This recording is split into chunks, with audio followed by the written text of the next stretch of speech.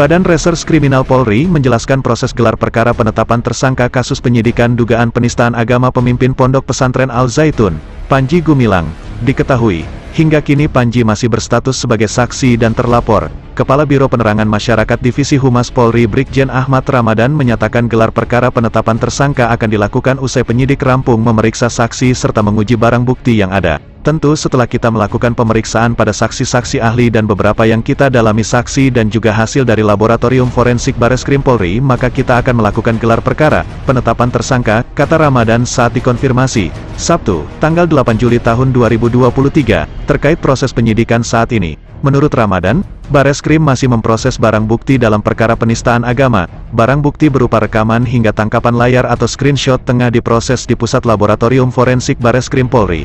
Jadi yang kita tunggu adalah hasil dari Laboratorium Forensik Polri terhadap bukti-bukti yang kita amankan, yaitu rekaman, ada screenshot apakah benar-benar ini benar yang dilakukan oleh saudara Panji Gumilang, ungkapnya. Sedangkan terkait pemeriksaan saksi masih terus berproses. Saat ini jumlah saksi yang diperiksa sudah 19 orang.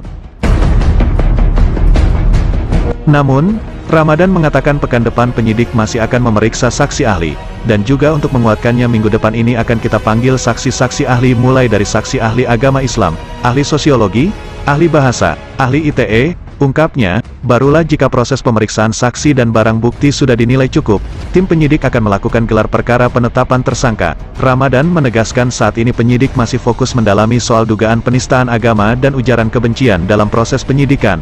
Nah, terkait dengan kasus ini, kami sampaikan bahwa fokus yang dilakukan oleh penyidik Direktorat Tindak Pidana Umum Bareskrim Polri adalah penistaan dan penodaan agama, ucapnya.